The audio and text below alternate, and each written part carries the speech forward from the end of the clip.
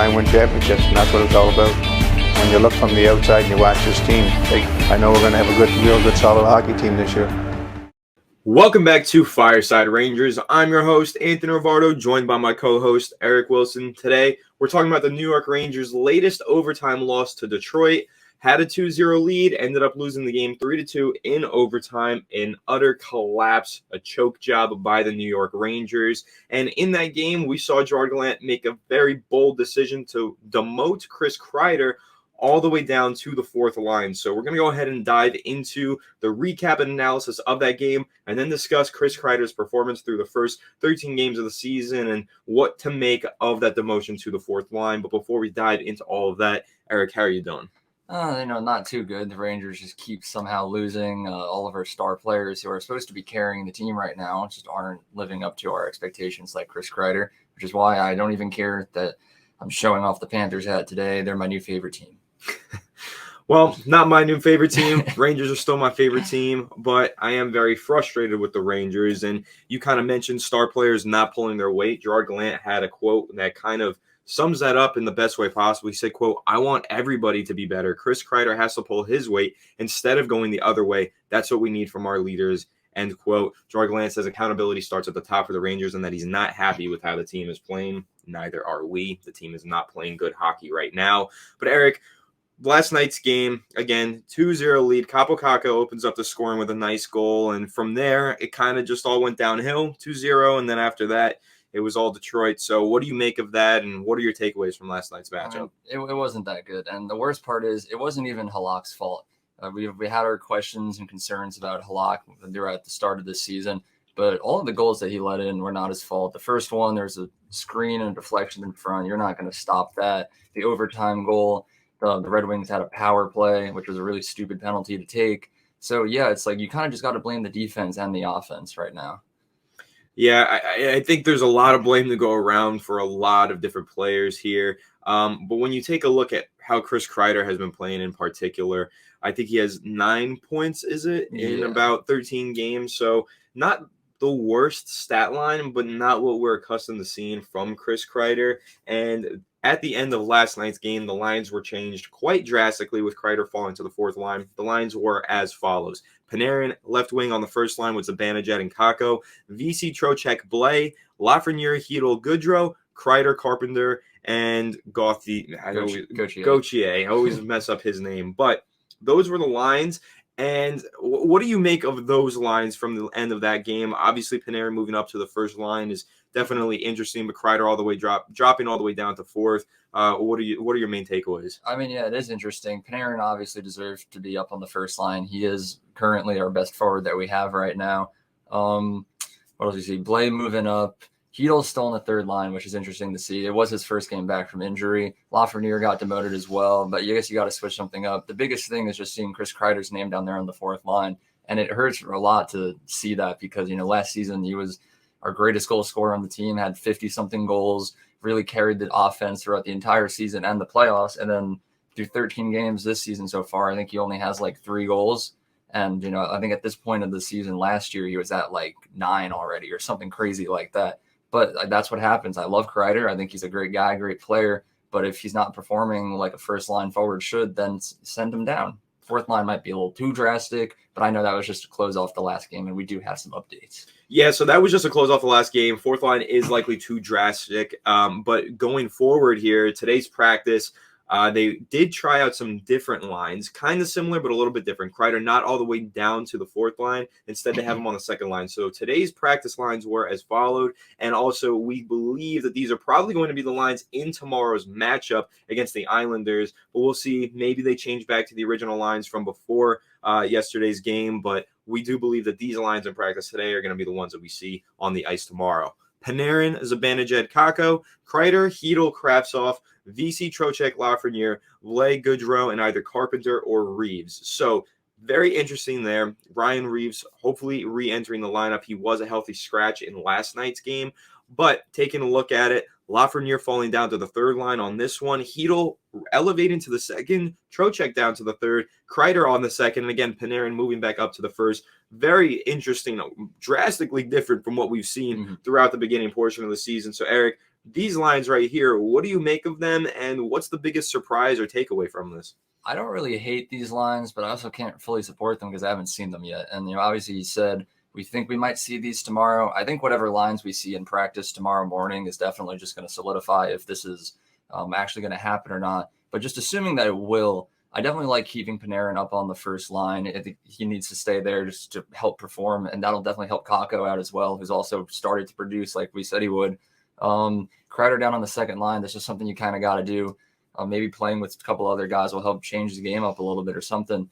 But the biggest thing that I see in those lines that really shocks me is that Trocheck has been demoted down to the third line and that Hedl has moved up into the second, because that is one of the things that we've talked about Hedl being stuck down there in the bottom six. Will he have the opportunity to get top six ice time? And we really said that would really only happen if Trocheck wasn't playing that well. But the thing is, I think Trocheck has been playing fine. He started off a little slow, but the last couple of games, he's played great as compared to Hedl, who's played one game in the last like 6 or 7 or something like that. But, with the way that things have been going, a big string of losses coming along, you do need to make a drastic change. So while I might not agree with it personally, I can't say that I hate it, and hopefully it will work out. Yeah, and reporters are also adding that second and third line are kind of interchangeable. So this is the way that they're skating right now in today's practice. But it looks like these are going to be the lines. The lines 2 and 3 could end up being 3 and 2, depending on how Gerard Gallant is feeling tomorrow. So that Kreider, Hedl, Kravtsov line might actually be a third line, which could honestly make more sense if you want to predict it that way, because Hedl and Kravtsov are more accustomed to playing on the third line. And I would be shocked if they move Trocheck and Lafreniere and VC all the way down to the third. So it could end up being Panarin, Zibanejad, Kakko, VC, Trocheck, Lafreniere, Kreider, Hedl, Kravtsov.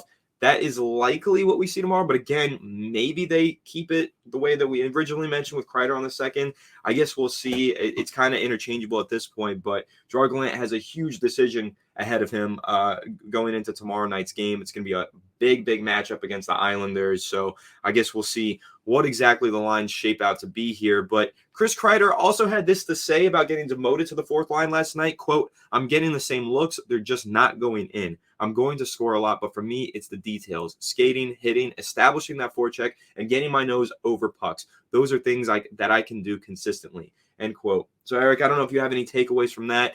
I mean, I tend to kind of agree. I think he's getting the same looks that he was getting last year. He's just not finding the back of the net. And I think we've also had that same kind of opinion about Mika Zibanejad. I know he scored a one-timer last night, but we've kind of discussed how him and Kreider in particular, out of all these players, have kept the same playing style as last year, but just have found significantly less success with this playing style. So what is your takeaway from that quote with Chris Kreider? I think he's definitely right. He can score, and even though his points this season haven't been coming in the form of goals, he is still putting up a decent amount of assists. So, like, the things that he really does need to improve on are the things that he talked about: skating, forechecking, back-checking, hitting. It's the little parts of the game that aren't all too, like, popular and flashy, like scoring goals. You got to play the entire game itself, and that's something that he hasn't really done this season. So maybe getting that top line ice time just wasn't helping him this season right now. Just wanted to continue and repeat what he did last year. He's not focusing on the overall style of the game. So yeah, changing it up, setting him down to the second or third line, and maybe his game will change up. Playing with possibly Trocheck, Lafreniere, whatever these new lines might look like. It's definitely going to make his style of game have to change, and that's definitely what he needs right now. A little wake-up call. Yeah, I tend to completely agree. And again, maybe he's playing with Hedl. Maybe he's playing with Kravtsov as well. Kravtsov coming back from injury finally. Might just be a matter of time before he's out of the lineup again, though, knowing how the season has been going for Vitaly Kravtsov. But I will also mention this statistic here. Last season, 52 goals scored by Chris Kreider. This season, he's currently on pace for just 25. So something does need to change. He needs to be moved, probably off the first line. They need to figure something out. He needs to figure something out, because right now, on pace for 25 goals just sounds damning to the Rangers season in my eyes. I think if we end the season with Chris Kreider scoring less than 30 goals, I think we know how our season's going to finish, and it's not going to be with us hoisting the Stanley Cup trophy like we hoped. That's a scary stat too, because I'm pretty sure Kreider has been on the team since 2014 or maybe 2013, one of those years. And pretty much every single season that he's been with, he's scored like around 25 goals, like around halfway between 20 and 30. And we always just kept saying one of these years he's going to break out. And it finally happened, and he exploded for 52. But now it kind of just looks like, was that just like a once in a lifetime season for Flash him. in the pan. Is he just back down to how he's always consistently played? I kind of hope not. I really, really hope not. But that fear is valid. You know, it's a concern that we should all have right now. But hopefully, moving him onto a different line, Rangers can go out there, beat the Islanders, get him back on track. But before we wrap this up, I want to ask you one more question about these new lines that we're seeing. And I want to ask you about Artemi Panarin moving up to the first line, playing alongside Zibanejad and Kakko. Now, we know how well Artemi Panarin has been playing this year. We know that Kakko's also playing really well. We know that Zibanejad has had his good moments, not as electric as he was last year, but maybe Panarin is the catalyst to get Zibanejad back in form, possibly. So I'm curious to know what you think about moving Panarin up to that first line and what his impact might be. I mean, that first line is my favorite thing about these new lines that I'm looking at right here. Panarin, in my opinion, I've said this before, I believe is the greatest passer in the game. He's one of the smartest hockey players like ever. He always knows what to do, even when he has like no time to make a decision.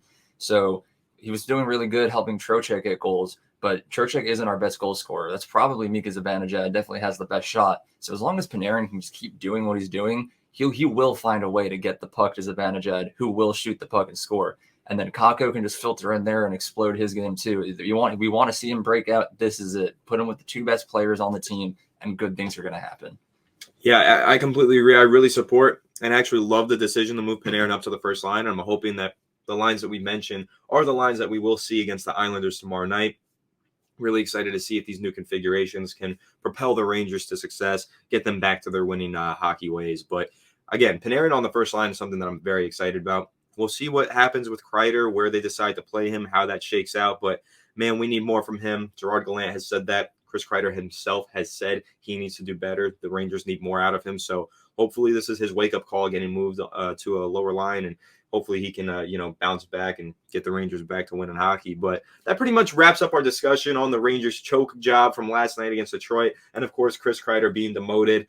Let us know down below what you think of this whole situation and where you think Kreider should be, what your ideal lines for tomorrow night's matchup against the Islanders will look like. Let us know down below. Make sure to leave a like if you did enjoy this episode and subscribe if you are new to the channel. Ring the bell so you don't miss an episode, and we'll catch you on the next one. Have a good one, and let's go Rangers. I was just kidding. I'm not actually a Panthers fan. He shoots. Rangers!